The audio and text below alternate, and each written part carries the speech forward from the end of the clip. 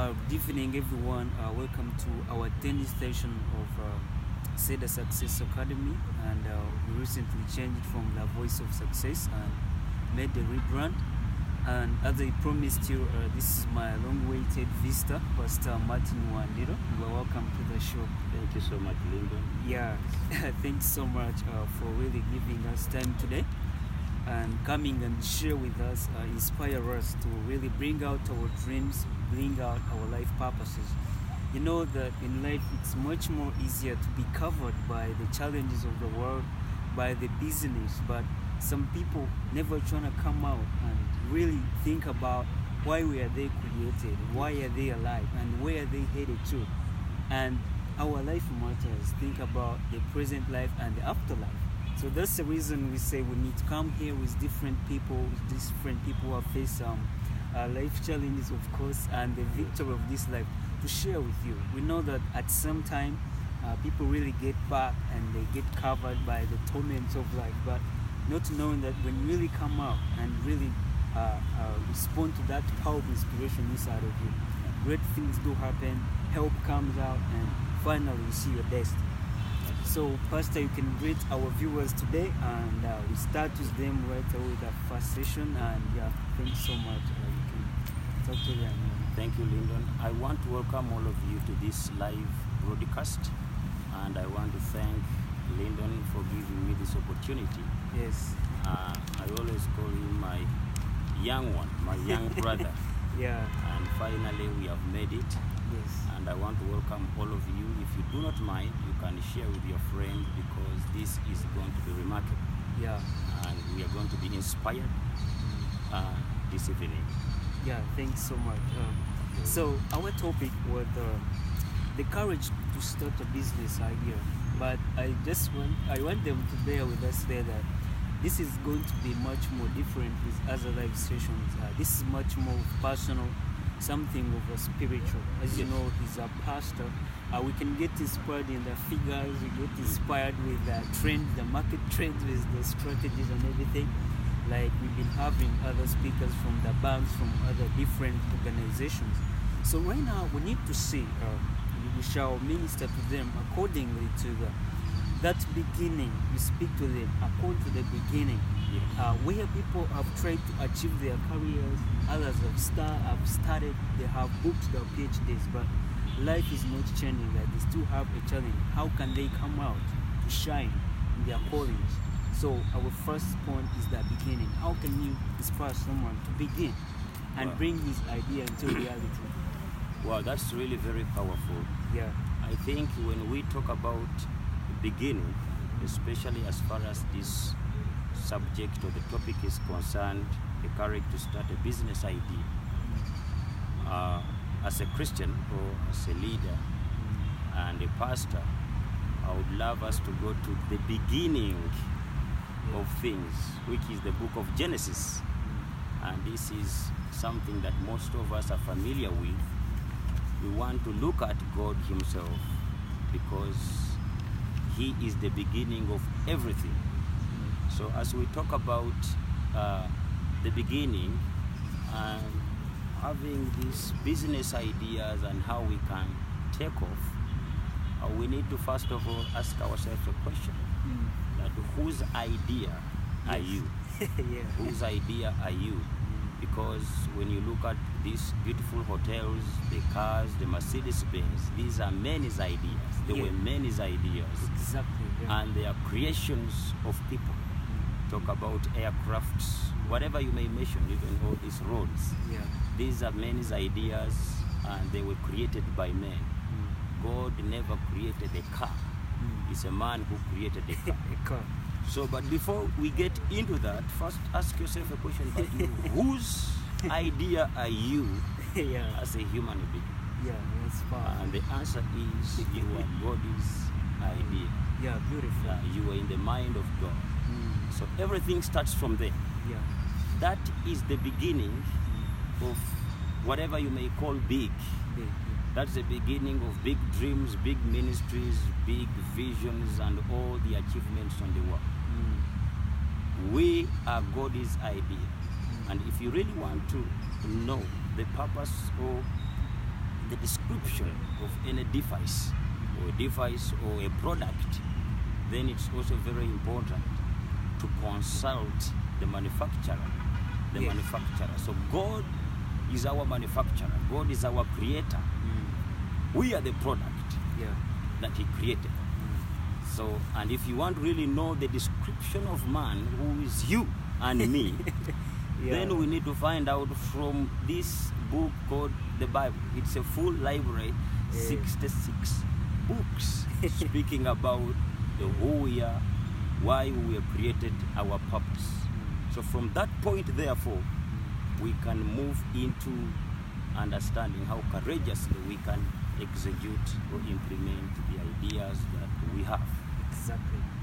Yeah, thanks so much. You know, something that really inspired me the first time, actually me, I've been into the calling style, you know, I've been into, okay, you know, the revelations that matters everything, that solidifies everything. Yes. But I've ever heard something, we need to share this one, that whose idea are you? Yes. Then that was a powerful thing that I think anyone should know, that if you really think that and come to know that you are someone's idea and someone above, just know that your idea, what you think, what you dream, is really something that's going to come out and fully function. Yeah. Because why we come out inspired is that we all know that there's something inside of us, but there's something much more about it. Just because man was in soil, he was in soil and the whole thing was there, but God created the idea out of it. So your thoughts right now can be the whole desert, can be the whole thing, but there's something inside there. Then as we go to point number 2, there are those ones actually they have started ideas, and ideas have failed, and others right now ideas are struggling. So point number 2, I thought about these things after my prayer when I was thinking about writing this many, and something came and said that how can we take roots in our ideas? For example, Lindon has begun ministry 5 years back, we've been running ministry. Yes. But then, how? Because as a person, you know, we humans are very weak. You can reach at the moment, they say, Pastor Martin Wandira, he's no longer preaching the gospel. But we know all the time that by what God started has finished it faithfully. And how can we take root? How can those people finish some time, you implemented your idea, your business, but you feel like giving up, others have gave up many years ago. How can we take root by handling challenges of times and seasons? I think the most important part, we shall just go back to our Creator. Exactly, yeah. You see, the best person to emulate, to copy, should be God. We want to find out how did God succeed, because God does not fail, and he did not fail. He doesn't fail. There is no failure in him. So we want to copy God. Exactly. Yeah. How does God succeed? And we shall go back actually to even Genesis. First of all, we shall begin by what the scriptures say. Genesis chapter 1. It's just there. I may not mention the verse, but I'll be paraphrasing. Okay, fine. So the Bible says, God created man in his own image. Someone said that God created you in his image so that you can imagine. So we begin by imagining. Yeah. So imagining, you can put the word vision and dream. And I am paraphrasing one man also who said that never go where your mind has never gone. So before God created us, he thought about us. He imagined how the world should be and how we should be. So, and God also gave us the power of imagination. So it's really very important before you move into work, before you move into the marketplace that we are going to be sharing about in the near future with my younger one. You need to first imagine that where am I going? So you can never reach to a place that your mind has never transported you to. Exactly. It's our mind that moves all these migrations, all these boundaries. So it begins from the mind. Now this is what one man said, and this is what he said. He said, never go where your mind has not gone, and you will never reach where your mind has never transported you. So it begins from your mind. Exactly. And also another quotation which says, we can accomplish almost anything within our ability if we think we can. Exactly. So, friends, that's where we start from. That's how you begin taking root. And that's, if something is rooted in your mind, you will be able to withstand all the challenges. Exactly. So God knows that a man who has imagined something cannot fail. And that's why you see when you read the book of Genesis chapter 11, God had to come down from heaven to oppose these guys who were building a tower up to heaven, because they had imagined to do it. They thought about it and they were serious. It was rooted in their mind. Yes. So I'll also give you some testimony how I imagined to be what God has made me right now. Exactly. So thanks so much for sharing about taking roots. Actually, even though you're reading a book or this broadcast you are doing or anything, there are more key points that really take you forward. You may not take the whole content in the whole mind, or watch the whole video, or read the whole book, or read the whole Bible, but some few key points. Actually, my writing career, what's been helping me like spearhead some of the topics is that I get a key point. You talked about imagination. You can never come out of something study without imagining it, because even when you look at these examples we gave, the planes, the buildings, everything, they have a plan. Exactly. So have you written a plan down? You write a plan down, you dream down, vision down, and from that plan then you take another step of rooting it and staying there. And before we go on another point, there's something you talked about, rooting. Our minds are very weak at some point, but they are too creative. Do you know that there can be negative thoughts rooting in someone's mind? And when some people have a low self-esteem, or they have, or maybe they told them you are weak, you cannot handle a certain idea, you are not worthy, you are not smart, and that statement roots in their minds, and they never get a point of actually. Briefly before we go there, how can you advise them? This rooting has two things: a positive one and a negative. Yes, I think. Let them get some clarification there, because someone can get a rooting idea in the mind to give up his dream. Exactly. Like I said, that it's also very important to know whom you should emulate, whom you should copy. There is a scripture which says that we should look at these people who have made it in faith, those who have gone ahead of us, so that we can emulate them. So, but it's also possible to emulate the negative people, but the key thing is to copy people who have succeeded. Exactly. And it's also important to do what they have done to make it. But another thing, the kind of people you listen to, the information that you get into your mind and your spirit is very important. Because when the child is born, when you come on the earth, you come empty. Your mind has no information. So as you arrive, then you begin to listen to your parents, you listen to everyone around you at school. So all that you hear form your reasoning. Exactly. So it's really very important to know whom you should be listening to, who should be your friend. All these people determine how you act and how your reasoning and your philosophy of life is built. Now, if a certain kind of a success mindset is established in your mind, you are able to bounce back despite the challenges. Let me give you an example. The Bible talks about a man in the Bible called Jacob. His in-laws, his father-in-law cheated him. And the Bible says he used his imagination to make profit, to compensate himself. Nobody could compensate him. Exactly. He faced the challenge of working for years, and then they give him a different woman, and then at the end of the day they are cheating him. Himself back. He paid himself back with the power of his thinking.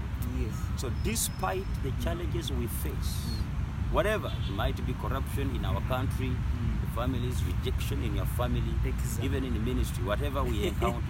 By the way, if God gives you a dream or whatever good idea you have, has serious opposition. You are trying to execute an idea that has never been.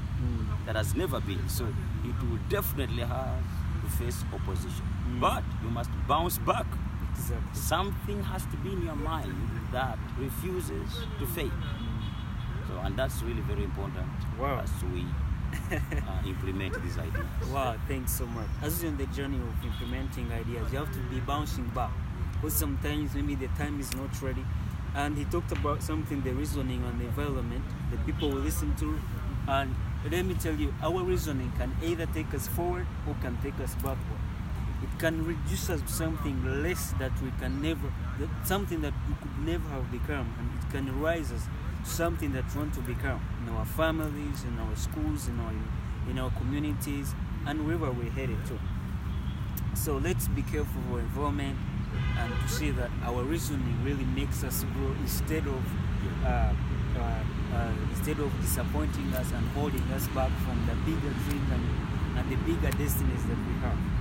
So then the second last one, the first session, before we open our second session, it's going to be powerful, open ministering. Actually, most people, they just because I move with different companies and organizations, other people face me on the probably different churches, but they never got an opportunity to see me ministering. So don't miss part 2, where I'm going to be opening up the power of the Holy Spirit and see me bless you up here with my elder here. So let's look at the power of survival to our second last point here. The point of survival. I think this is where we have to start with perseverance again. Exactly. So how can someone survive? There's a point where you hit a goal, and there are some people actually brought it to the point that some people hit my inbox saying that I had a goal, I reached it, now I'm frustrated. So how can they? There are some people start ideas and they win very fast. So how should they? For example, like I had giving my personal testimony a little bit. I had a dream to say, once I write a book and I get in the bookstores, I'm done. I make book sales, I'm done. Then coming out as very young, like, people discourage you, who are you? You didn't get in there. Those are like 3 years back. But I went ahead, went church, wrote these books and made sales in a day, and it's like, now what next? But let's talk about survival and the power of creativity, how we can survive in our careers after we've made it. Wow, that's wonderful. I think also survival depends on your personality. Yes. Your ideals.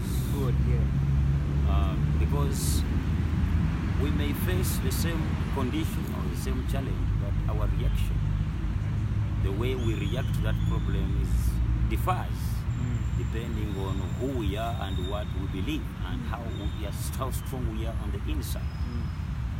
And also surviving depends on, it's different depending on the circumstance where you are. But again, when we get back to these guys who survived it, because my young one, when we were coming, you talked about patience, you talked about persistence, you talked about all these traits that makes a man or a woman who survive in the market field. But let me just add 1 or 2 things.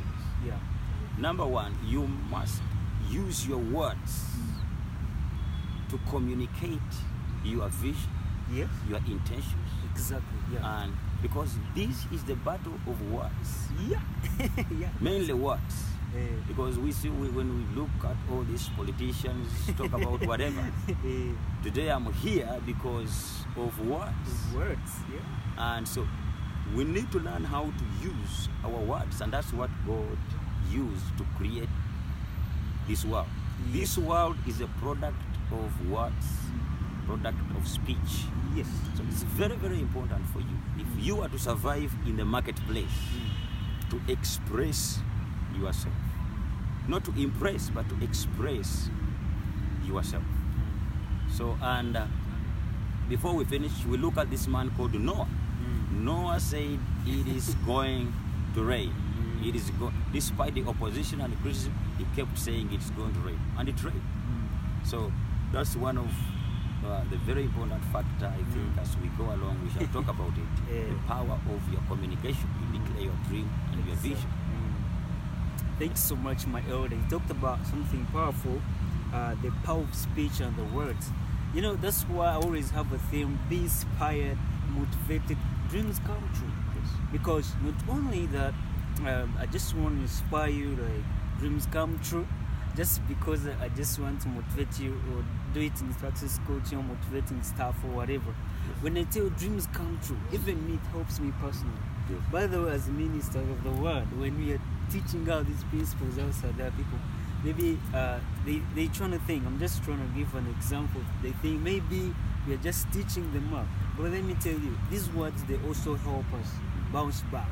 We're also humans, we meet some challenges somewhere, face some weaknesses, but the power of words helps us overcome. So use the words, dreams come true. I'm going to make it someday.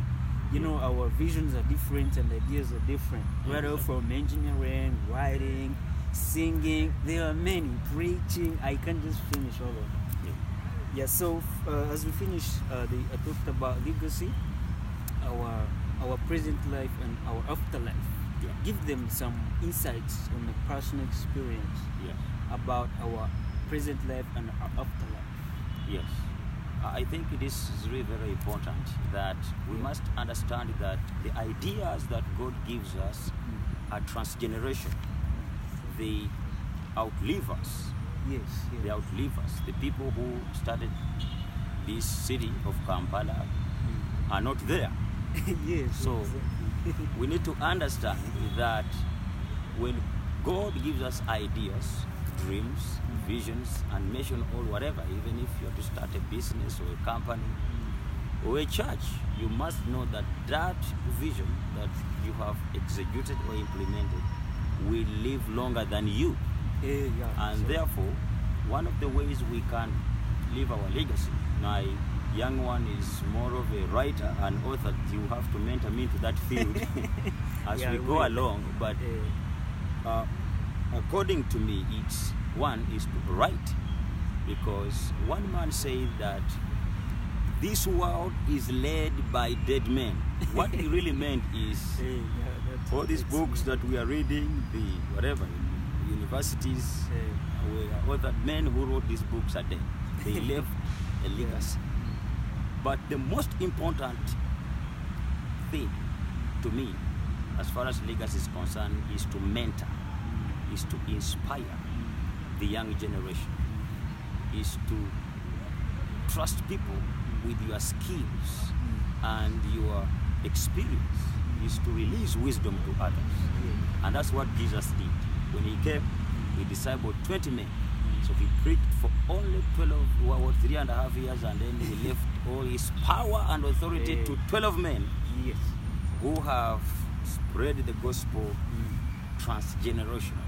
So the issue about legacy should be, we must emphasize the next generation, the young people, the youth, the children, and mentoring, even discipling other people. Exactly. Otherwise, you can die with all that you have. So you need to trust it with the next generation. Thanks so much.